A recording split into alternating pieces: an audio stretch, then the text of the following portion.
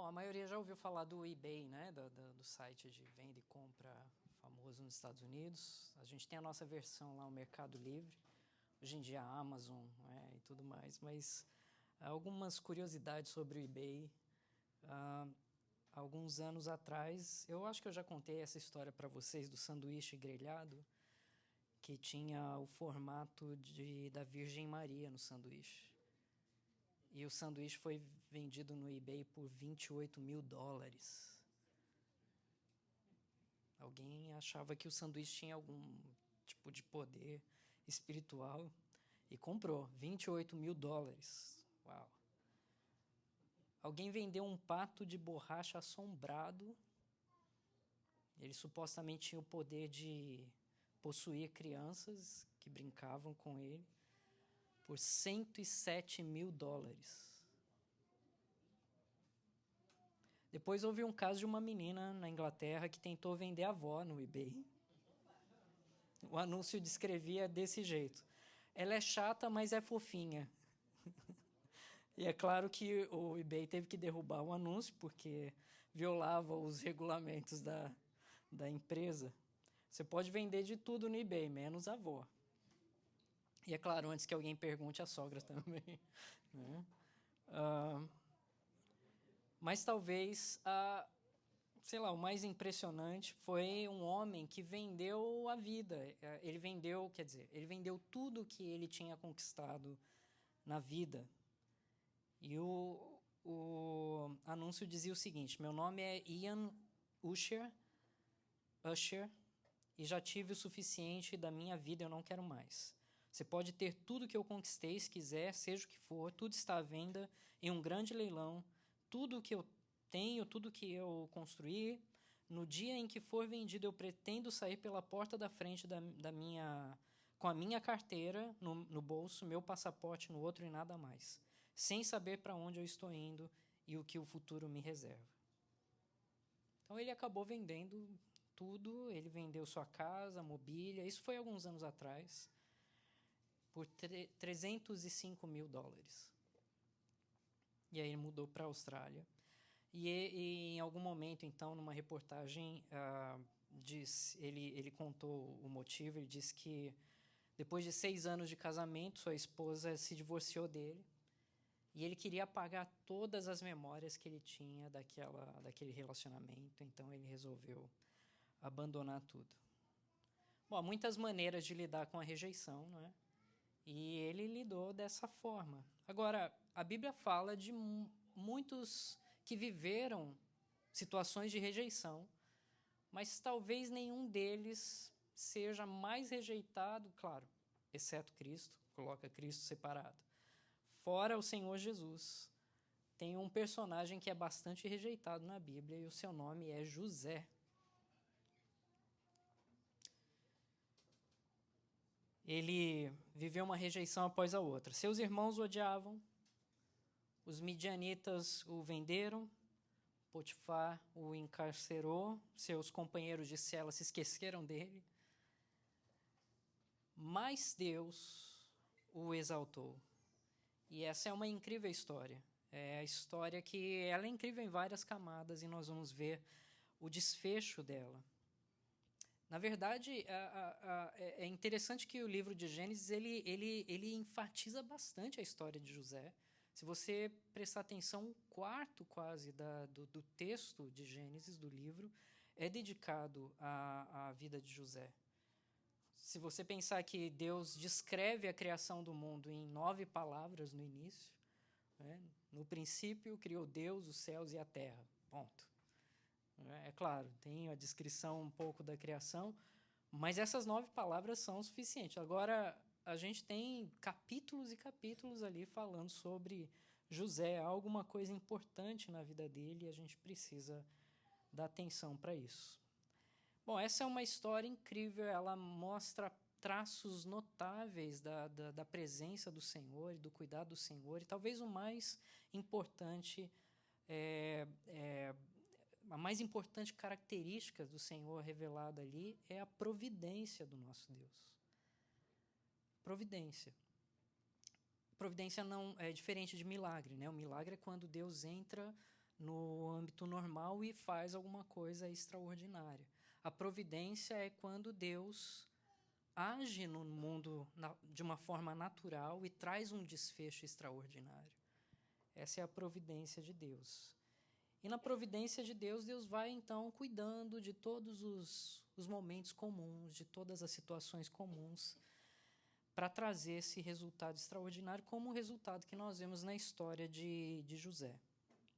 A história dele mostra que não importa quantas coisas ruins aconteçam, não importa o quanto você tenha sido maltratado, você pode viver uma nova experiência de vida, pode acontecer um mas Deus para você. E isso é o que se destaca na história de José. Agora, um pequeno resumo do pano de fundo. José, ele vem de uma família que nós poderíamos chamar de disfuncional. Bem bagunçada. Se eu contasse para você que, olha, o pai de tal família tem 4 esposas, tem 11 filhos, e esses filhos se envolveram em coisas absurdas, incluindo estupro, incesto, assassinato, tráfico humano, quando venderam José. O que você ia pensar dessa família? Não é uma família, né, que você gostaria de ter como vizinha. Mas essa era a família de José. Essa era a família de Jacó e essa era a família que Deus escolheu para levantar o seu povo. José vem dessa família, onde seus irmãos tinham ciúmes dele. E a gente chega, então, no momento climático da história. A gente vai voltar aos poucos, mas a gente chega no momento climático no último capítulo de Gênesis, capítulo 50. Depois da morte de Jacó, seus irmãos, que era o pai, né? O pai era Jacó, e os seus irmãos se juntam, então, diante de José, e eles fazem um pedido, e José toma uma atitude diante deles. É sobre isso que nós vamos tratar. O texto é Gênesis 50, versos 15 até o verso 21. Eu vou ler aqui na versão revista e atualizada, que diz assim: Vendo os irmãos de José que seu pai já era morto, disseram: É o caso de José nos perseguir e nos retribuir certamente o mal todo que lhe fizemos. Portanto, mandaram dizer a José: Teu pai ordenou antes da sua morte, dizendo: Assim direis a José: Perdoa, pois, a transgressão de teus irmãos e o seu pecado, porque te fizeram mal. Agora, pois, te rogamos que perdoes a transgressão dos servos do Deus de teu pai. E José chorou enquanto lhe falavam. Depois vieram também seus irmãos, prostraram-se diante dele e disseram: Eis-nos aqui por teus servos. Respondeu-lhe José: Não temais. Acaso estou eu em lugar de Deus? Vós, na verdade, intentaste o mal contra mim, mas Deus o tornou em bem, para fazer, como vedes agora, que se conserve muita gente em vida. Não temais, pois, eu vos sustentarei a vós outros e aos vossos filhos. E assim os consolou e lhes falou ao coração. Bom, esse é o fim da história de José. E toda a tensão dessa história começa lá no capítulo 37 e vai se desenrolando até esse grande momento climático, onde a situação é realmente resolvida. Então nós temos aqui José derramando perdão sobre os seus irmãos, o que acalma toda a situação, mas a cena começa com medo. Ela começa com o temor dos seus irmãos na relação com José. Começa com medo, termina com perdão, e há uma pequena situação no meio disso que se destaca, então, é onde a gente vai chegar. Agora, nós vamos analisar talvez em 3 partes. Primeiro é o medo, e eu diria um medo sem fundamento. Começando no verso 15. Vendo os irmãos de José, que seu pai já era morto, disseram: É o caso de José nos perseguir e nos retribuir certamente o mal todo que lhe fizemos. Então é assim que começa essa passagem, começa com medo. É a culpa falando alto. toda a reviravolta com José, a surpresa desconfortável que os seus irmãos tiveram quando souberam que ele ainda estava vivo. Eles estão incomodados com o passado. Eles tinham, para lembrar a história, eles tinham ciúmes de José, venderam José para os midianitas, primeiramente tinham colocado ele num buraco, e aí com um certo remorso ali repentino no momento, resolveram vender, não vamos deixar ele para morrer, vamos vender. Venderam para os midianitas levaram José para o Egito. E com o tempo todos começaram a pensar, eles contaram para o pai que José tinha morrido, e com o tempo eles mesmos começaram a imaginar que José estivesse morto. Então eles descobrem em um momento que José não está morto. Na verdade, estava muito vivo e ainda era o segundo homem mais poderoso do mundo naquela ocasião, debaixo somente da autoridade do faraó no Egito. José era o primeiro-ministro, então, do faraó. Então, por um lado, aquela revelação, aquele momento que acontece, e eu estou aqui passando bem por cima da história, tá? Não vou contar todos os detalhes, senão a gente vai passar muito tempo. Vocês devem lembrar de algumas coisas, mas no momento da revelação, aquilo envolvia um misto de conto de fadas, né? Uma alegria, um final bem resolvido, com temor também, porque quem causou a situação toda ali e o desconforto de José estar longe da família e tal foram os próprios irmãos. Por um lado, José os libertou da fome, da possível morte, tudo que eles precisavam, José foi capaz de fornecer, agora eles estão protegidos, mas ironicamente, a pessoa que controla agora a vida deles e o futuro deles é aquela pessoa que eles colocaram de alguma forma para a morte. Agora José está no comando, ele tem o poder de matar aqueles homens, se ele quisesse. Ele tem eles têm uma dívida com a vida de José, e em qualquer momento José poderia deixar de agir com seu favor sobre a vida dos seus irmãos. E qual momento seria esse? Os irmãos pensam, provavelmente quando o pai falecer, porque o pai poderia ser a última barreira que protegeria aqueles irmãos daquela situação.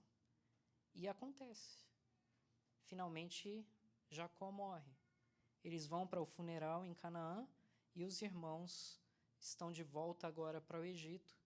O principal impedimento, talvez, daquela vingança, no pensamento deles, era o pai, e agora o pai já não está lá. Se a gente aprofundar um pouquinho no verso 15, você vai notar que os irmãos eles tinham medo de duas coisas. Primeiro, eles tinham medo do sentimento de José. Eles acreditavam que José guardava rancor de alguma forma. Então, eles tinham medo disso. Toda a amargura poderia ter crescido no coração de José durante todo aquele tempo, e eles tinham medo, então, primeiro, da condição emocional de José.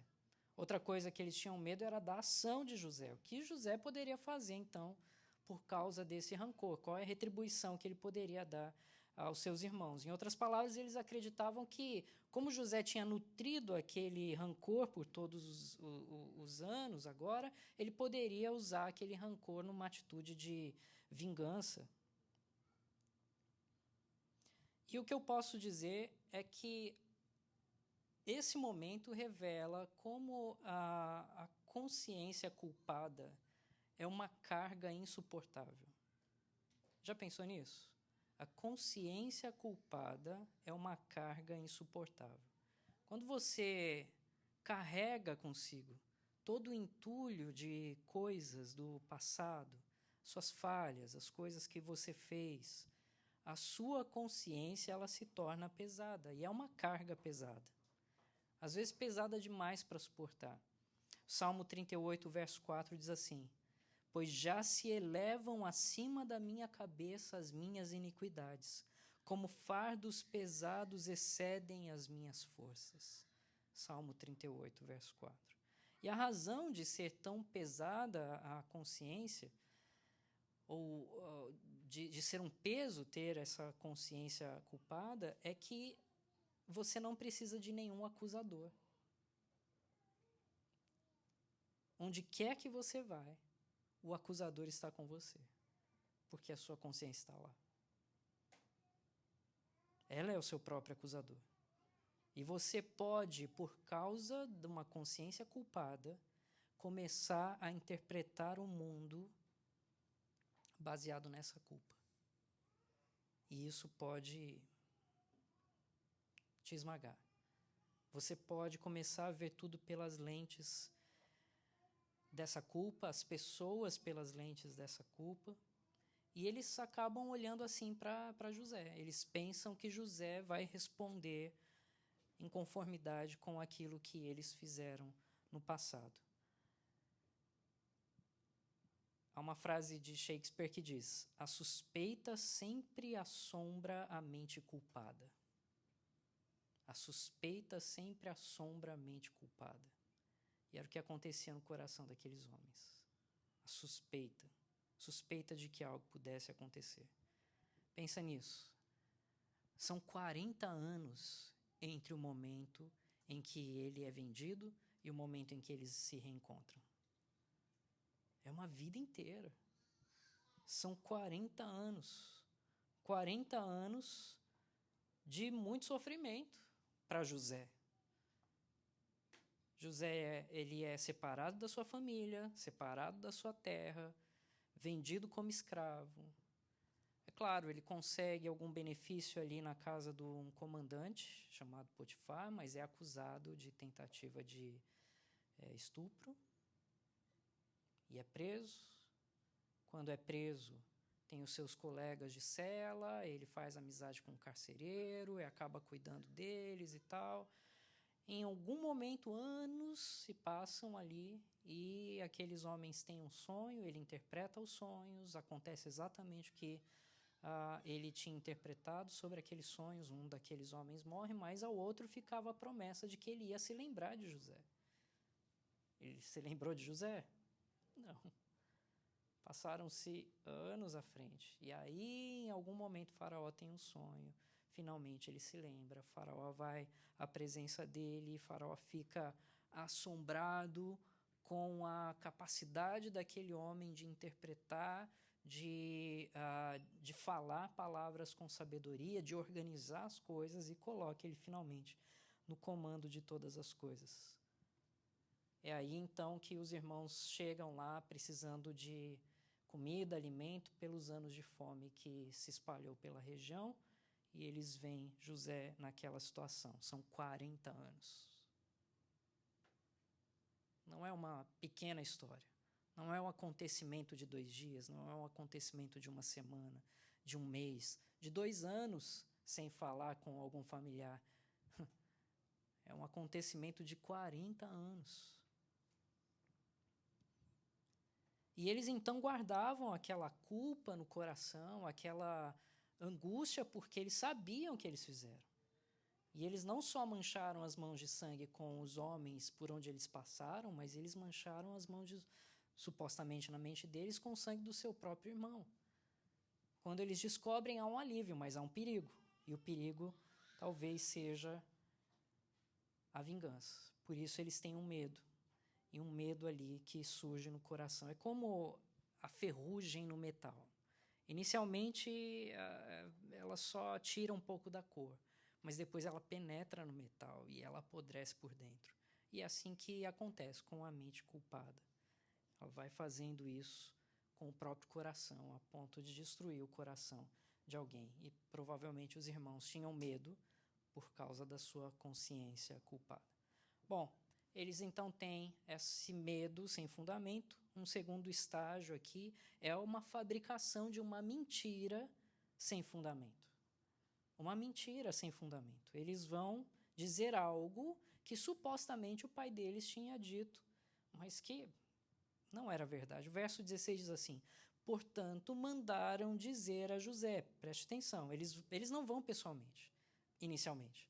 Eles mandam alguém, uma comissão na frente, e dizem assim: teu pai ordenou antes da sua morte, dizendo: assim direis a José, perdoa, pois, a transgressão de teus irmãos e seu pecado, porque te fizeram mal. Agora, pois, te rogamos que perdoes. presta atenção, a transgressão dos servos do Deus de teu pai. Então, eles fazem todo um rótulo sobre a coisa, né? Eu peço que perdoes a transgressão dos servos do Deus de teu pai. E enquanto José ouve aquelas palavras, ele começa a chorar. José chorou enquanto lhe falavam. Depois vieram também seus irmãos, prostraram-se diante dele e disseram: Eis-nos aqui por teus servos. Agora, é claro, Jacó poderia ter falado essas palavras, mas eu posso estar errado, mas eu acho que é um pouco improvável que ele não tenha falado isso diretamente a José. Se você volta no capítulo anterior à morte de Jacó, ele fala diretamente com seus filhos. Ele não mede palavras. Tudo que ele precisa falar, quer bênçãos ou maldições, ele fala diretamente com seus filhos. E ele não fala essas palavras olhando nos olhos de José. Então fica um gap ali entre aquele momento de clareza, de profecia sobre os filhos, de bênção e maldição também, e essas palavras. Se Jacó tivesse dito isso, provavelmente ele falaria, eu acredito, olhando para José, ou no mínimo enquanto os seus irmãos estivessem reunidos ali. Olha, já vou resolver a situação. José, não puna seus irmãos pelo que eles fizeram. Por isso eu acredito que eles meio que inventaram essa história, sabe? E eles tentaram inventar essa história para se proteger. Eles estão usando o pai morto ali como um bode expiatório. Eles estão dizendo, bom, você sabe qual foi o último desejo do papai? E aí eles se preparam para aquela situação. Agora, essa era a personalidade coletiva deles, e é assim que eles eram. Apesar de todo o bem, toda a misericórdia sobre eles, eles continuavam mentindo. Eles foram recebidos pelo próprio faraó, eles saíram da terra deles, de um lugar de fome, para agora um lugar exuberante, rico, cheio de sustento. Eles receberam naquele lugar terras, casas, proteção, comida. Eles já tinham visto o resultado que o erro deles tinha causado, e o resultado não era de todo ruim. Mas maus hábitos morrem devagar. Maus hábitos morrem devagar. E alguém disse, né, pessoas mudam, mas nem tanto. E esses homens, talvez, imagino, tenham mudado, mas nem tanto. Eles ainda são essencialmente quem eles são oportunistas, e agora eles querem salvar a própria pele. E é disso que se trata a mentira, né? Provérbios 29, verso 25, por exemplo, diz assim: quem teme ao homem arma ciladas, mas o que confia no Senhor está seguro. Esse provérbio estabelece um contraste entre José e os seus irmãos. Quem teme ao homem arma ciladas, e eu imagino que essa seja a situação dos irmãos. Mas o que confia no Senhor está seguro, e essa é a posição de José. É como se eles vivessem em dois níveis diferentes. José sempre viveu no nível do mas Deus. Ele sempre procura Deus na cena. Não importa o que aconteça. Se você voltar 5 capítulos antes, voltando lá no capítulo 45, eu quero que brevemente você veja comigo ali como esse homem, esse primeiro-ministro do Egito, ele recebe os seus irmãos. É uma cena divertida, emocionante, ela tem um monte de camadas, mas o verso 1 e 2 do capítulo 45 diz assim: então José, não se podendo conter diante de todos os que estavam com ele, bradou: fazei sair a todos da minha presença, e ninguém ficou com ele. Quando José se deu a conhecer a seus irmãos, e levantou a voz em choro, de maneira que os egípcios o ouviam, e também a casa de Faraó. Imagina, ele começa a chorar na frente daqueles homens. E aqueles homens deviam coçar a cabeça ali na ocasião e falar: o que está acontecendo? que esse homem tá chorando e chorando de forma tão angustiante? Por quê? O que acontece? Agora, veja, e disse a seus irmãos, aí ele se revela, eu sou José, vive ainda meu pai? E seus irmãos não lhe puderam responder, porque ficaram atemorizados perante ele. Quem não ficaria? Essa é uma grande virada. Quando ele anunciou, eu sou José, provavelmente alguns disseram, não é? Mas agora, veja isso. Qual é a percepção de José daquele acontecimento? No verso 5 do capítulo 45, diz assim, agora, pois, não vos entristeçais, nem vos irriteis contra vós mesmos, por me haverdes vendido para aqui, porque para a conservação da vida, Deus me enviou adiante de vós. Porque já houve 2 anos de fome na terra e ainda restam 5 anos em que não haverá lavoura nem colheita. Deus me enviou adiante de vós para conservar vossa sucessão na terra e para vos preservar a vida por um grande livramento. Assim não fostes vós que me enviastes para cá, e sim Deus, que me pôs por pai de Faraó e senhor de toda a sua casa e como governador em toda a terra do Egito. Veja o pensamento de José em relação aos seus irmãos. Esse era o nível de José. Os irmãos o desprezavam, mas Deus o guardou. Eles o venderam como escravo, mas Deus o exaltou. Ele estava na cadeia, mas Deus o libertou. Enfim, foi assim que José sempre viveu. Ele sempre encontrou Deus na cena. E seus irmãos não viviam assim. Eles viviam algo como, José nos contou o seu sonho, mas nós nos ofendemos. José veio trazer a mensagem do nosso pai, mas nós o desprezamos. José aparece com seu casaco colorido, mas nós vamos dar o que ele merece. Nós vamos vendê-lo. Agora, voltando ao nosso texto, anos depois, diante daquele homem ali, então, o primeiro-ministro do Egito, o pai está morto, mas nós vamos ser mais espertos do que ele. Então, eles enviam mensageiros, a mensagem é transmitida, eles parecem tímidos, vão à frente de José ali, meio que esfregando as mãos entre as pernas ali, se ajoelham e dizem, olha, nós seremos seus escravos, nós vamos servi-lo para sempre. Eles querem salvar a própria pele, nós vamos inventar então uma mentira e talvez, por meio dela, ele nos poupe. Então nós temos um medo sem fundamento, nós temos uma mentira sem fundamento, e nós temos um terceiro estágio aqui no texto, e é o estágio de um perdão bem fundamentado. É um perdão cheio de graça. Pode imaginar a cena? Estão ali rastejando diante dele, com as cabeças inclinadas. Estão dizendo, olha, nós seremos seus escravos. Eles mal olham para cima para ver o que aquele governante vingativo poderia fazer imediatamente. Mas quando eles olham, então, finalmente, para o rosto do seu irmão José, o que eles veem? Eles veem aquele homem chorando. Há lágrimas escorrendo no seu rosto. O verso 17 diz, José chorou enquanto lhe falavam.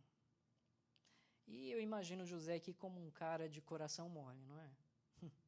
Ele chora. No capítulo 45, ele, antes de revelar quem era, ele chora.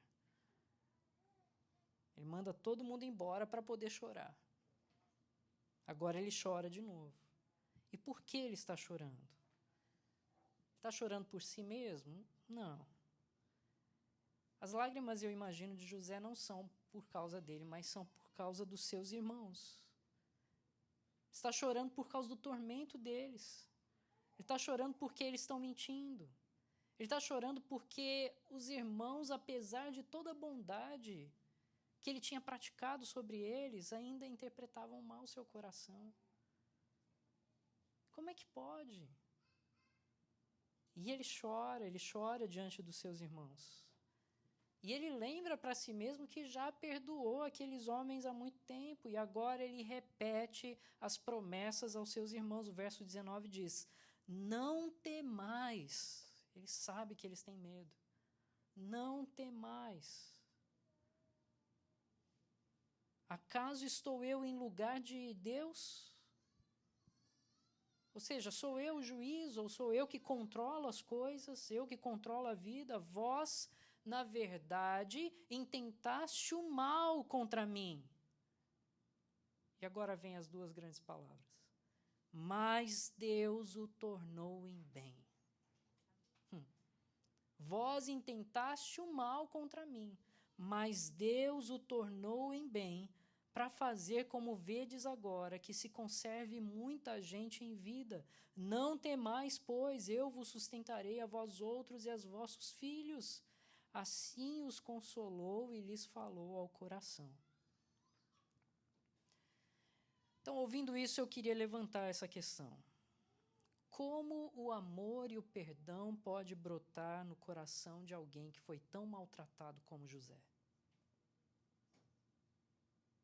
Como bondade, compaixão, perdão e amor podem ser cultivados no coração de uma pessoa que foi ferida, maltratada, esquecida e sofreu com mentiras por anos? A resposta se encontra nos 2 versículos que eu li.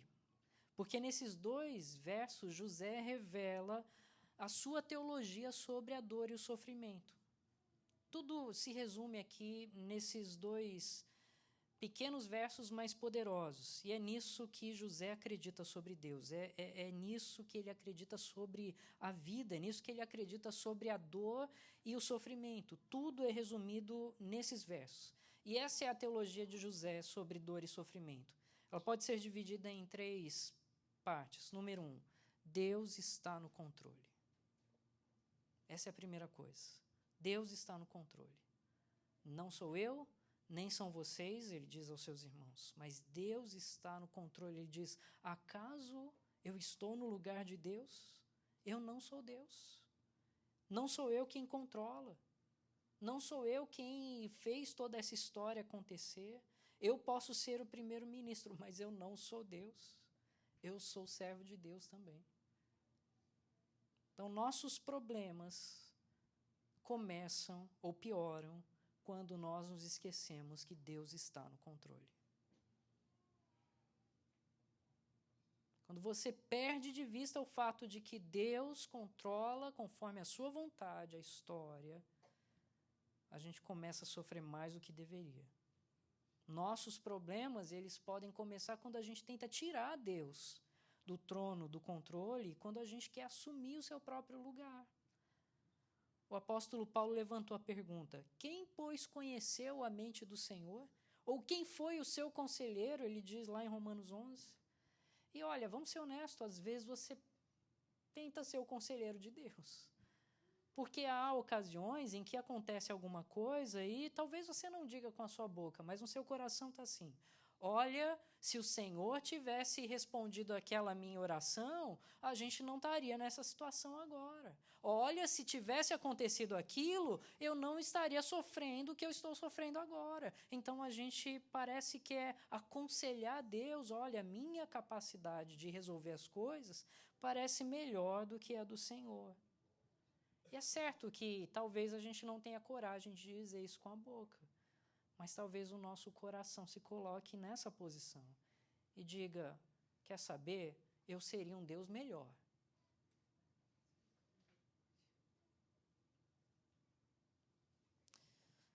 Mas quando você tira então Deus do controle, ou você quer empurrar Deus para fora do seu trono, seus problemas vão aumentar.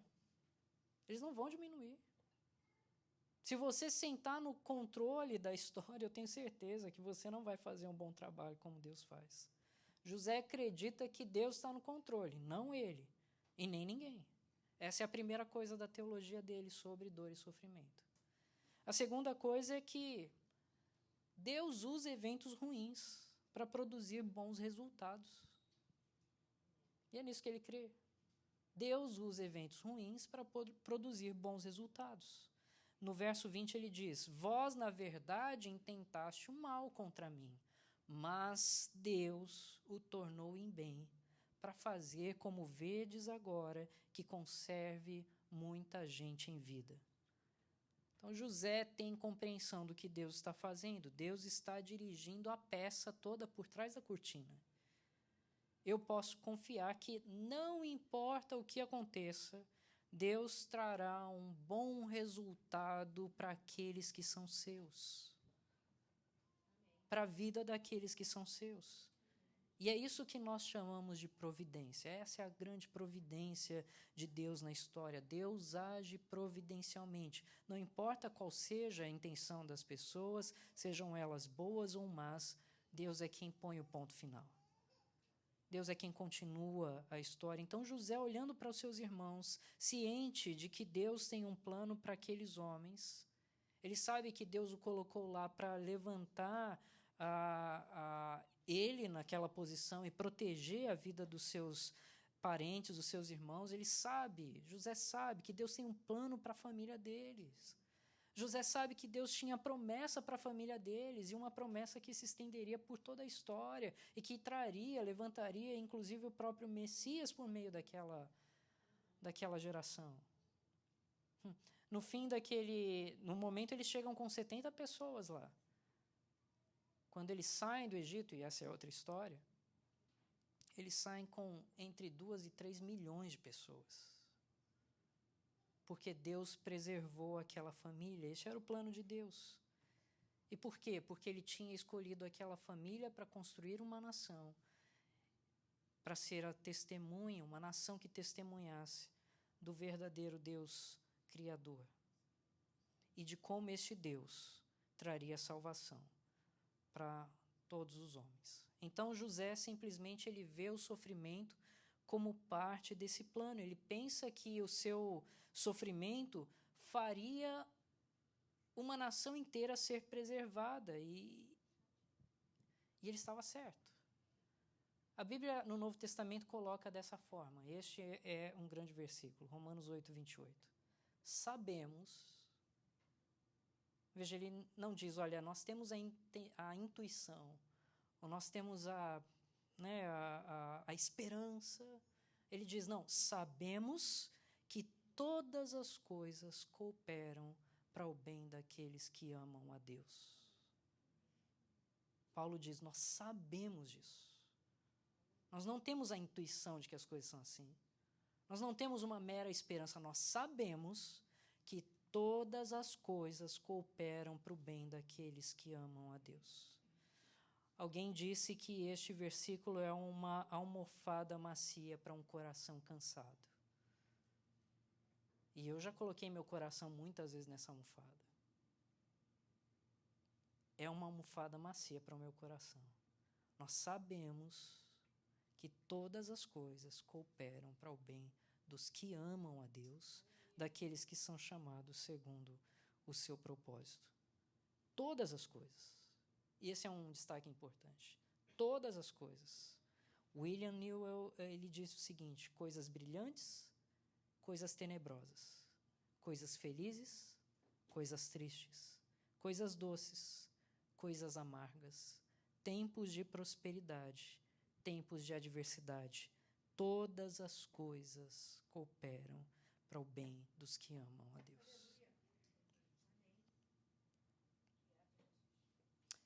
Às vezes, nós vemos isso no mundo natural.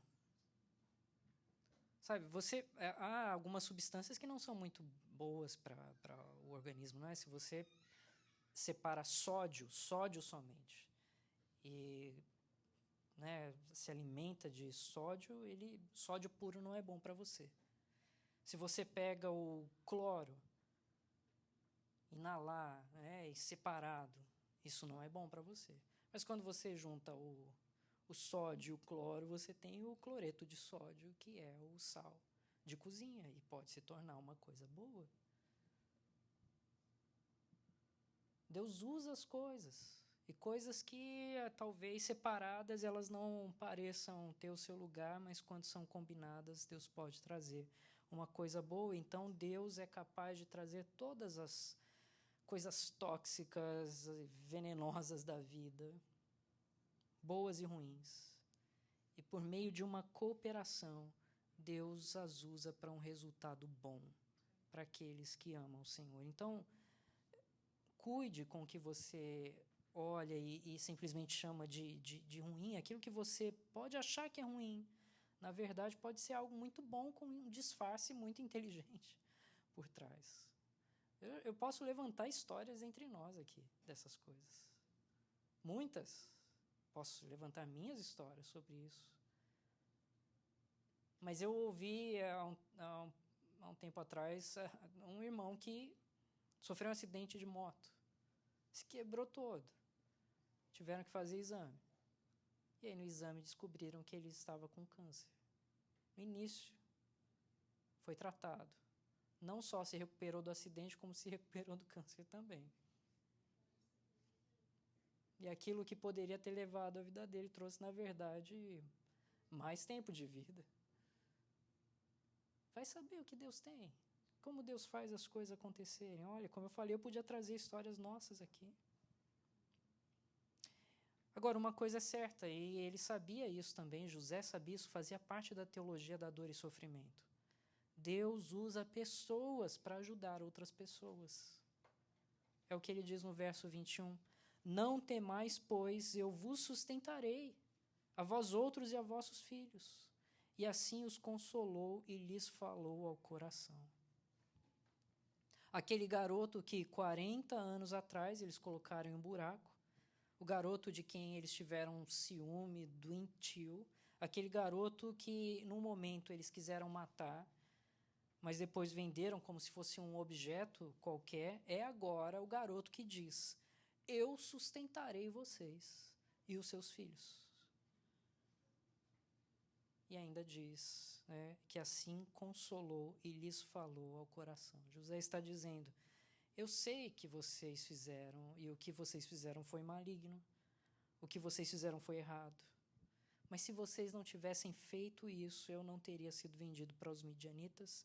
Se eu não tivesse sido vendido para os midianitas, eu não estaria no Egito. Se eu não tivesse ido para o Egito, eu não teria sido levado para a casa de Potifar. Se eu não tivesse ido para a casa de Potifar, eu não seria falsamente acusado. Se eu não fosse falsamente acusado, eu não teria sido levado para a cadeia. Se eu não fosse levado para a cadeia, eu não conheceria aqueles 2 homens que sonharam. Se eu não tivesse sido preso, então eu não teria interpretado aqueles sonhos. Eu fui esquecido por alguns anos na cadeia, mas se isso não tivesse acontecido, quem é que ia interpretar o sonho de Faraó? Eu estava lá, naquele lugar. Então Deus me levou à presença dele. E se isso não tivesse acontecido, hoje eu não seria o senhor de todo o Egito. Mas Deus pegou todos esses eventos ruins, de todos esses anos, e ele transformou em algo bom. E agora eu estou aqui para ajudar vocês. Bom, tudo isso para dizer que Deus usará o seu sofrimento para ajudar aqueles que precisam. Certamente, no meio do seu sofrimento, Deus levantará outros para te ajudar. Mas não desperdice o seu próprio sofrimento. No mínimo, Deus pode usar seu tempo de sofrimento e as lições que você aprendeu para ajudar alguém a passar por este sofrimento também.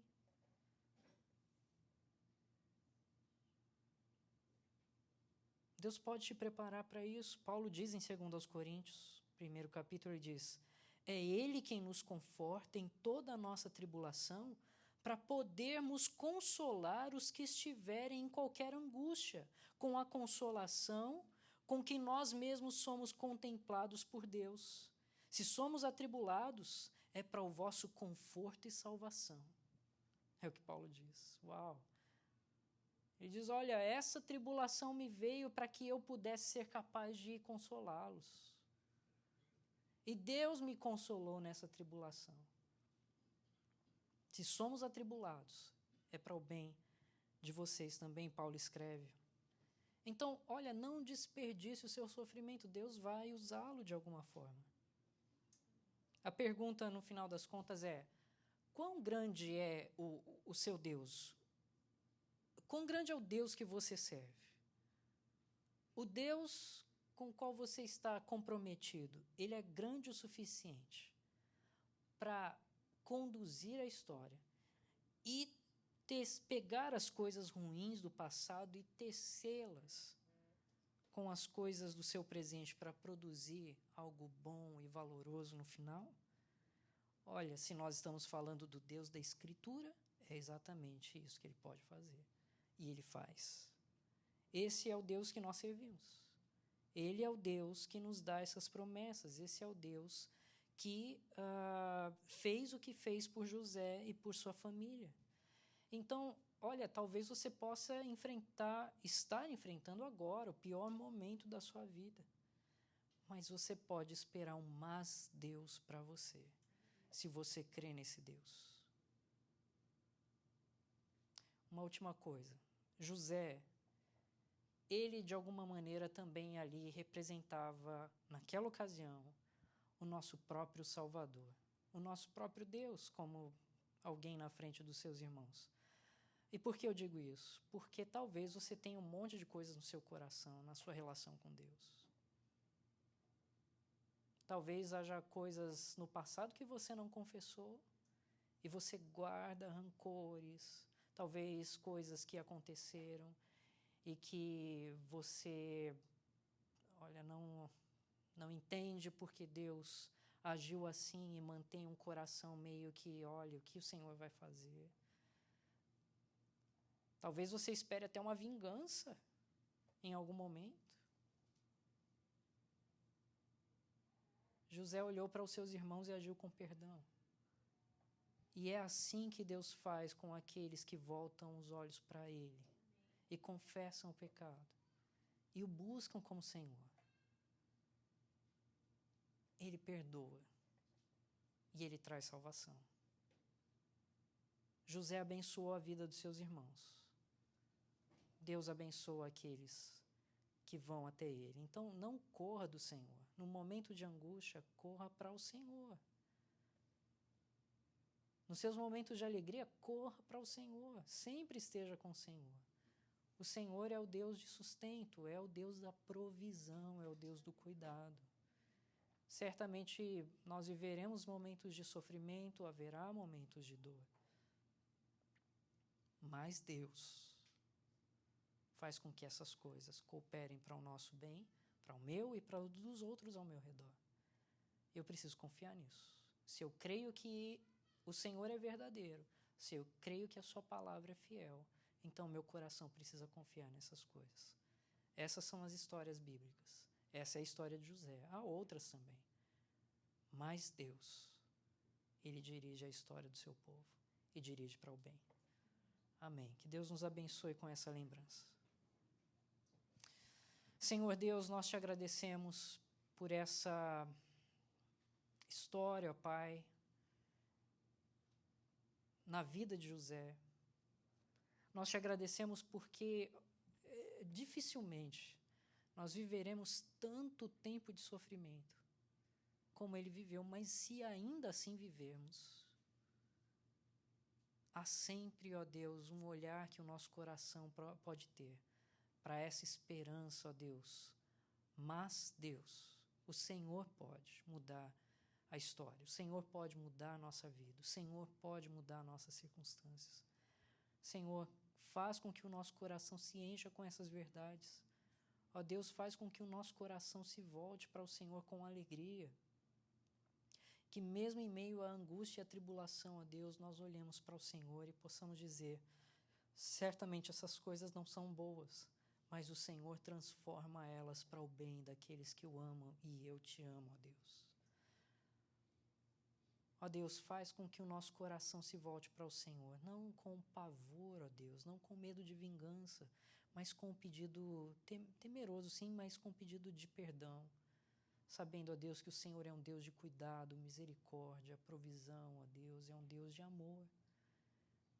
E o Senhor agiu com tanto amor sobre o seu povo no passado, apesar de terem feito tantas coisas, ó Deus, haja com teu amor assim sobre nós também, apesar de fazermos tantas coisas. Abençoa-nos, ó Deus, e transforme, ó Pai, as nossas circunstâncias para o bem, para que nós sejamos abençoados e a sua glória seja vista, para que outros sejam abençoados através da nossa própria experiência, e o seu povo seja fortalecido, ó Deus, para te render glória. Nós oramos em nome do nosso Salvador e Senhor Jesus. Amém.